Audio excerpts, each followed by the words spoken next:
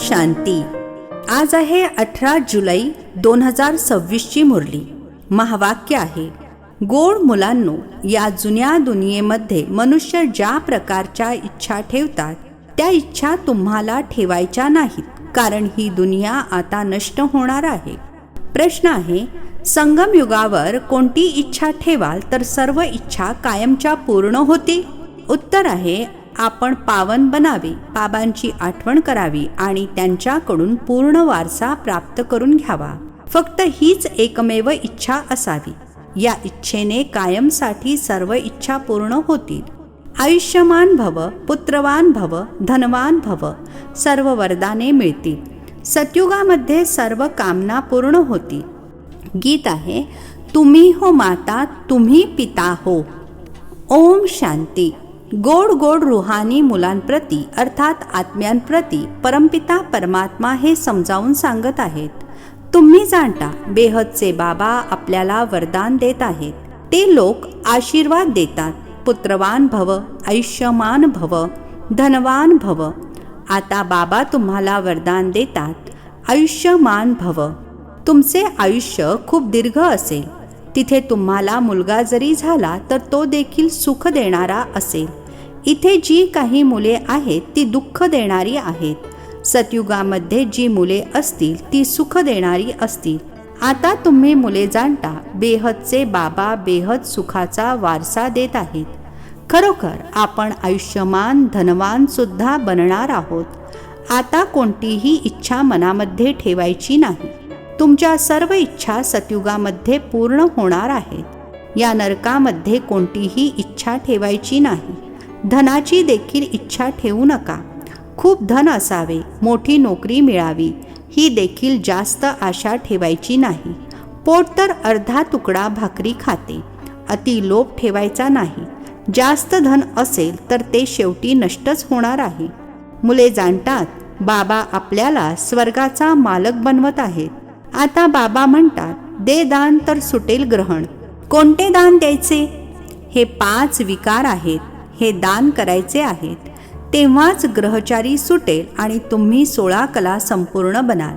तुम्ही जाणता, आपल्याला सर्वगुण संपन्न 16 कला संपूर्ण इथेच बनायचे आहे. 5 विकारांचे दान द्यावे लागते. बाबा मुलांना सांगतात, गोड मुलांनो, बेहदच्या बाबांकडून बेहदचा वारसा घेण्याशिवाय इतर कोणतीही आशा बाळगू नका. आता फार थोडा वेळ उरला आहे. गायले देखील जाते, बहुत गई थोडी रही. या विनाशासाठी फार थोडा वेळ बाकी आहे. म्हणून या जुन्या दुनियेविषयी कोणतीही इच्छा ठेवू नका. फक्त बाबांची आठवण करत राहा. आठवणीद्वारेच मुलांना सतोप्रधान बनायचे आहे. या दुनियेमध्ये मनुष्य ज्या इच्छा बाळगतात त्या कोणत्याही इच्छा तुम्ही बाळगू नका. फक्त हीच एक इच्छा बाळगायची आहे की आपल्याला शिवबाबांकडून स्वर्गाचा वारसा प्राप्त करायचा आहे. कधीही कोणाला दुःख द्यायचे नाही. एकमेकांवर काम कटारी चालवणे हे सर्वात मोठे दुःख देणे आहे. म्हणून संन्यासी लोक पत्नीपासून वेगळे होतात. म्हणतात, यांनी संसाराचा त्याग केला आहे. यावेळी रावण राज्यामध्ये सर्व पतित पाप आत्मे आहेत. आता वेळ खूप कमी आहे. तुम्ही जर बाबांच्या श्रीमतावर चालणार नाही तर श्रेष्ठ बनणार नाही. मुलांना उच्च ते उच्च बनायचे आहे आणि म्हणूनच 5 विकारांचे दान द्यायचे आहे. तर हे ग्रहण सुटेल. सर्वांवर ग्रहचारी बसली आहे. अगदीच काळे बनले आहेत. बाबा म्हणतात, जर माझ्याकडून वारसा घ्यायचा असेल तर पावन बना. द्वापारपासून तुम्ही पतित बनत बनत सतोप्रधान पासून तमोप्रधान बनले आहात. तेव्हाच तर गातात, पतित पावन या, येऊन आम्हाला पावन बनवा. तर बाबा आदेश देत आहेत, मुलांनो, आता पतित बनू नका. काम महाशत्रूवर विजय मिळवा. याच्यामुळेच तुम्ही आदी मध्य अंत दुःख झेलले आहे. बाबा म्हणतात, तुम्ही स्वर्गामध्ये संपूर्ण पवित्र होता. आता रावणाच्या मतावर तुम्ही पतित बनला आहात. तेव्हाच तर देवतांसमोर जाऊन त्यांची महिमा गाता की तुम्ही सर्वगुण संपन्न संपूर्ण निर्विकारी आहात आणि आम्ही विकारी आहोत. निर्विकारी असल्याने सुखच सुख आहे. बाबा म्हणतात, आता मी आलो आहे तुम्हा मुलांना निर्विकारी बनविण्याकरिता. आता तुम्हा मुलांना सर्व आकांक्षा सोडून द्यायच्या आहे. आपला कामधंदा इत्यादी भले करा आणि एकमेकांना ज्ञान अमृत पाजा. गायले देखील जाते, अमृत छोड विष काहे को खाय. बाबा म्हणतात, कोणतीही इच्छा ठेवू नका. आपण आठवणीच्या यात्रेद्वारे संपूर्ण सत्वप्रधान बनणार आहोत. 63 जन्मांमध्ये जी पापे केली आहेत ती आठवणीनेच नष्ट होतील. आता निर्विकारी बनायचे आहे. भले मायेची वादळे येतील, परंतु पतित बनायचे नाही. मनुष्यापासून देवता बनायचे आहे. तुम्हीच सत्वप्रधान पूज्य देवता होता, मग तुम्हीच पूज्यपासून पुजारी बनता. आपण निरोगी होतो, नंतर मग रोगी बनतो. आता पुन्हा निरोगी बनत आहोत. जेव्हा निरोगी होतो तेव्हा दीर्घायुष्य होतो. आता तर बघा, बसल्या बसल्या मनुष्य मरतात. तर कोणतीही आकांक्षा ठेवायची नाही. या सर्व छीछी अर्थात घाणेरड्या इच्छा आहेत. काट्यापासून फूल बनण्यासाठी तर एकच फर्स्ट क्लास इच्छा आहे. बाबा म्हणतात, माझी आठवण करा तर तुम्ही पुण्य आत्मा बनाल. यावेळी सर्वांवर राहूचे ग्रहण आहे. साऱ्या भारतावर राहूचे ग्रहण आहे. आता खरे तर बृहस्पतीची दशा पाहिजे. तुम्ही जाणता, आता आपल्यावर बृहस्पतीची दशा बसली आहे. भारत स्वर्ग होता ना, सतयुगामध्ये तुमच्यावर बृहस्पतीची दशा होती. यावेळी आहे राहूची दशा. आता पुन्हा बेहदच्या बाबांकडून बृहस्पतीची दशा मिळत आहे. बृहस्पतीच्या दशेमध्ये 21 जन्मांचे सुख असते. त्रेतामध्ये आहे शुक्राची दशा. जितके जे आठवण करतील, खूप आठवण करतील, तर बृहस्पतीची दशा प्राप्त होईल. हे देखील समजावून सांगितले आहे की आता सर्वांना परत घरी जायचे आहे, म्हणून बाबांची आठवण करत राहा, तर विकर्म विनाश होतील आणि तुम्ही उडण्यालायक बनाल. मायेने तुमचे पंख कापून टाकले आहेत. आता तुम्हाला मिळत आहे ईश्वरीय मत, ज्याद्वारे तुम्ही कायमचे सुखी बनता. ईश्वरीय मतावर तुम्ही स्वर्गाचे मालक बनता. विश्वाची बादशाही घेत आहात. ईश्वरीय मत मिळत आहे की बाबांची आठवण करा तर अंतमती सोगती होईल. आठवणीद्वारेच विकर्म विनाश होतील. पवित्र बनाल. पवित्र आत्माच स्वर्गाच्या लायक बनेल. तिथे तुमचे शरीर देखील निरोगी असेल, दीर्घायुष्यी देखील असाल, धन देखील भरपूर असेल. तिथे कधी दत्तक पुत्र घेत नाहीत. बाबा म्हणतात, आयुष्यमान भव, संपत्तीवान भव. एक पुत्र देखील जरूर असेल. यावेळी बाबा सर्वांना दत्तक पुत्र बनवतात. तर मग सतयुगामध्ये कोणीही दत्तक पुत्र नसतो. योग बलाद्वारे एक मुलगा एक मुलगी असते. विचारता, तिथे मुले कशी जन्माला येतील? तिथे आहेच मुळी योग बल.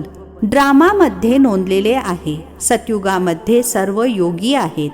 श्रीकृष्णाला योगेश्वर म्हटले जाते. असे नाही की श्रीकृष्ण योगमध्ये अर्थात बाबांच्या आठवणीमध्ये राहतात. ते तर पूर्णतः पवित्र योगी आहेत. ईश्वराने सर्वांना योगेश्वर बनवले आहे, तर भविष्यामध्ये योगीच राहतात. बाबांनी योगी बनवले आहे. योगीचे आयुष्य जास्त राहते, भोगीचे आयुष्य कमी असते. ईश्वराने मुलांना पवित्र बनवून योग शिकवून देवता बनवले आहे. याला म्हटले जाते योगी. योगी किंवा ऋषी पवित्र असतात. तुम्हाला सांगितले आहे, तुम्ही राज ऋषी आहात. राजाई पद प्राप्त करण्यासाठी राजयोग शिकत आहात. यावेळी बाबांची आठवण करायची आहे. इथे कोणतीही विपरीत इच्छा बाळगायची नाही की अपत्याची प्राप्ती व्हावी. मग विकारामध्ये जावे लागेल ना. काम कटारी चालवावी लागेल. देह अभिमानी काम कटारी चालवतात. देही अभिमानी काम कटारी चालवत नाहीत. बाबा समजावून सांगतात, पवित्र बना. आत्म्यांशी बोलतात, आता ही काम कटारी चालवू नका. पवित्र बना तर तुमची सर्व दुःखे दूर होतील. तुम्हाला स्वर्गाचा मालक बनवतात. बाबा किती सुख देतात. बाबांकडून तर पूर्ण वारसा घेतला पाहिजे. बाबा तर गरीब निवाज आहेत. गायले देखील जाते, सुदाम्याने 2 मुठभर पोहे दिले तर त्याला महाल मिळाले. बाबा 21 जन्मांकरिता वारसा देतात हे देखील तुम्ही समजता. आता सर्वांना परत जायचे आहे. शिवबाबांच्या स्थापनेच्या कार्यामध्ये जो जितकी मदत करेल, घरामध्ये युनिव्हर्सिटी अथवा हॉस्पिटल उघडा, बोर्डवर लिहा, बंधू आणि भगिनींनो, 21 जन्मांसाठी एव्हर हेल्दी आणि वेल्दी बनायचे असेल तर येऊन समजून घ्या. आम्ही एका सेकंदामध्ये एव्हर हेल्दी वेल्दी बनण्याचा मार्ग सांगतो. तुम्ही सर्जन आहात ना? सर्जन बोर्ड तर जरूर लावतात, नाहीतर लोकांना कळणार तरी कसे? तुम्ही देखील आपल्या घराबाहेर बोर्ड लावा. कोणीही आले तर त्याला 2 पित्यांचे रहस्य समजावून सांगा. हदच्या पित्याकडून हदचा वारसा घेत आले आहात. बेहदचे बाबा सांगतात, मामेकम अर्थात मज एकाची आठवण करा तर बेहदचा वारसा मिळेल. प्रोजेक्टर प्रदर्शनीमध्ये सर्वप्रथम हे समजावून सांगा. या पुरुषार्थाने तुम्ही असे बनाल. आता आहे संगम. कलियुग परिवर्तित होऊन सतयुग बनणार आहे.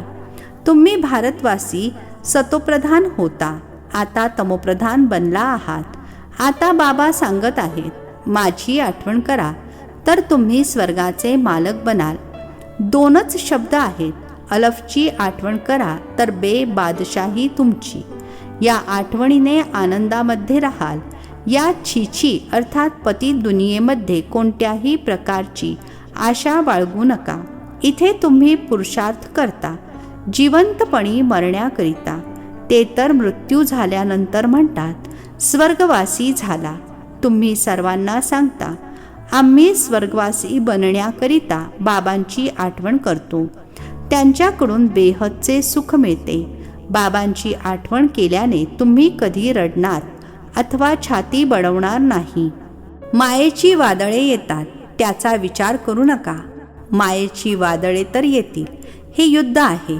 संकल्प विकल्प येतात तर फुकटचा वेळ वाया जातो. वादळ तर निघून जाईल, कायम थोडेच राहील. पहाटे उठून बाबांची आठवण करायची आहे. बाबांकडून वारसा घ्यायचा आहे. हा आतून ध्यास लागून राहावा. बाबा अजून कोणता त्रास देत नाहीत. फक्त बाबांची आठवण करायची आहे. बाकी सर्वांना विसरून जा. हे सर्व मेलेले आहेत. आपसात याच गोष्टी करत राहा. बाबा, आता तर फक्त तुमचीच आठवण करू. तुमच्याकडून स्वर्गाचा वारसा घेऊ. वेळ ठरवा. आम्ही 3-4 वाजता उठून जरूर बाबांची आठवण करू. चक्र देखील लक्षात ठेवायचे आहे. बाबांनी आपल्याला रचयिता आणि रचनेचे नॉलेज दिले आहे. आपण या मनुष्य सृष्टीच्या झाडाला जाणतो. आपण 21 जन्म कसे घेतो हे बुद्धीमध्ये आहे. आता पुन्हा आपण घरी जात आहोत. मग परत येऊन स्वर्गामध्ये पार्ट बजावणार. आपण आत्मा आहोत. आत्म्यालाच राज्य मिळते.